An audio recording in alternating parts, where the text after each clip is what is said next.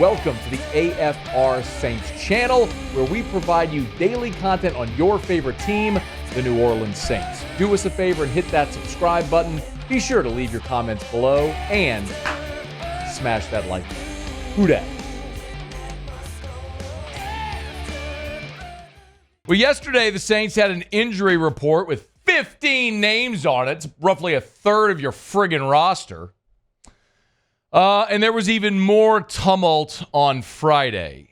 Actually, a player was waived, a new player was signed. Our guy Ross Jackson over at LouisianaSports.net in his attendance report noted that the Saints had a new player on the offensive line wearing number 61. A player we later found out is Connor McGovern.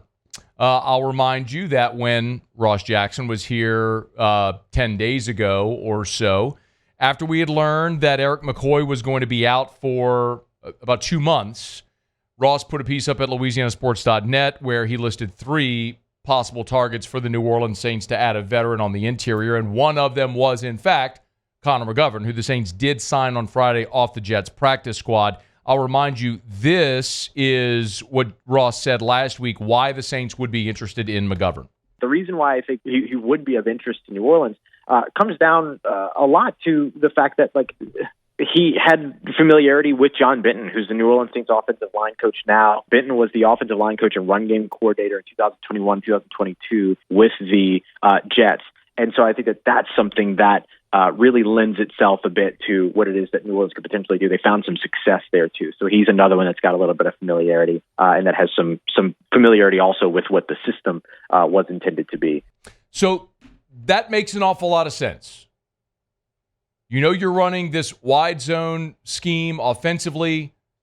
The guy you just signed is familiar with your offensive line coach, calls, terminology, all that should make sense. Here's the really big issue. And by the way, there's an other part to this story. Remember, if you add a player, you have to subtract a player. So we're going to talk in just a second about the player who was waived on Friday as well. But let me continue, though, because this is significant when we talk about the need for Connor McGovern. Remember, the Saints last week played Lucas Patrick at guard. They added Shane Lemieux from the practice squad to the active roster, and Shane Lemieux started at center. Well, part of the participation report at Friday, Lucas Patrick not seen. So Lucas Patrick was gone, was not there at practice on Friday as well. Taysom Hill, A.T. Perry, Cesar Ruiz not there, and Shane Lemieux, along with Peyton Turner. So let me connect the dots here for you. Erik McCoy gets injured. They move Lucas Patrick from left guard to center in game. Lucas Patrick wasn't there at practice on Friday. Last week, in advance of the game against the Falcons, they moved Patrick back to guard. They signed Shane Lemieux from the practice squad. He starts at center against the Falcons. Shane Lemieux not at practice. Also, Cesar Ruiz still not at practice. So your starting center, Erik McCoy's out. The guy who replaced him in game is out. And the guy who replaced him the next game is out. That's a giant issue. Oh, by the way, you're playing the Kansas City Chiefs and Chris Jones, who might be the best interior pass rusher in the NFL with Aaron Donald no longer there.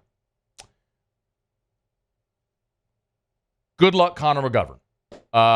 I wish you lots of success, Godspeed. What a challenge. I mean, this almost mirrors the ask for Lucas Patrick get 3 plays into the game against Philly when McCoy's out. Now Lucas Patrick has to slide over and play center and try to deal with that freak show Jalen Carter from Georgia in the middle of the Eagles defense. This feels like a very similar ask going on Monday Night Football to Kansas City against that defense, which has been very good.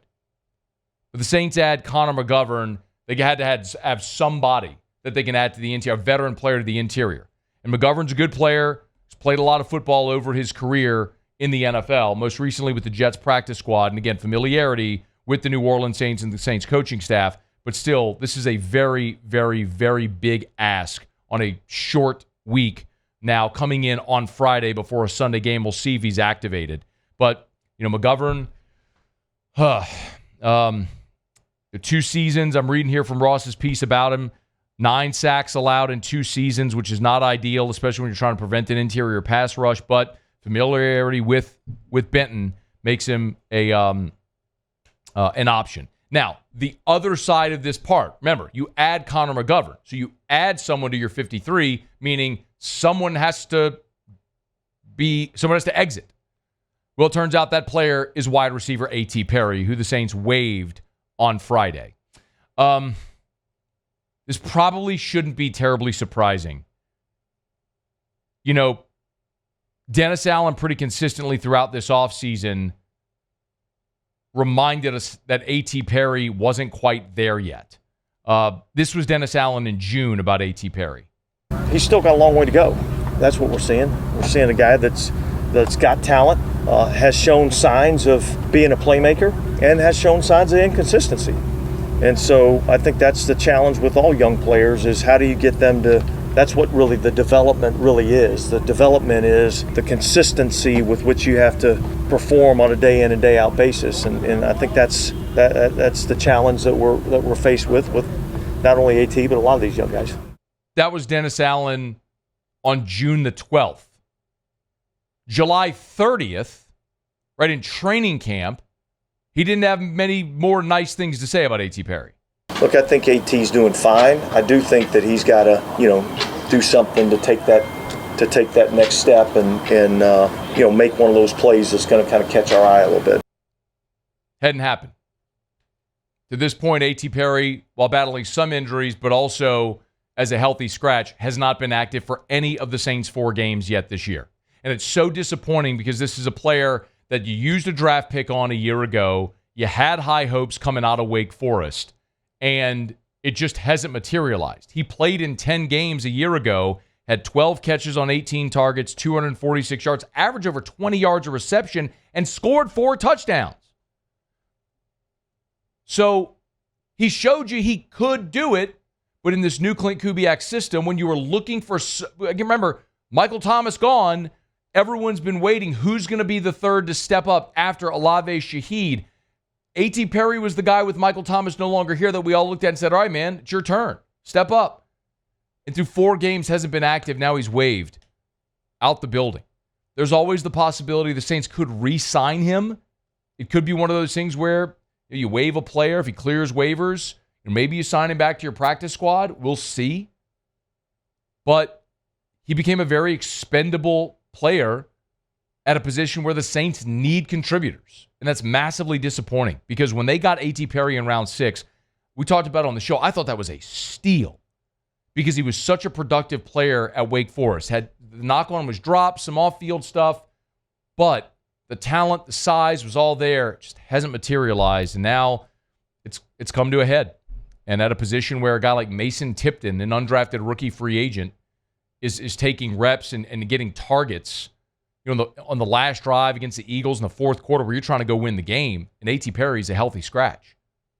Disappointing to say the very least. Connor McGovern signed by the Saints, A.T. Perry waived. Saints Chiefs Monday Night Football, MASH unit on that offensive line. We'll see what they can put together and put out on the field against that KC defense. Hey, thanks so much for watching. Please leave your comments. I love to interact, and be sure to hit the red subscribe button below.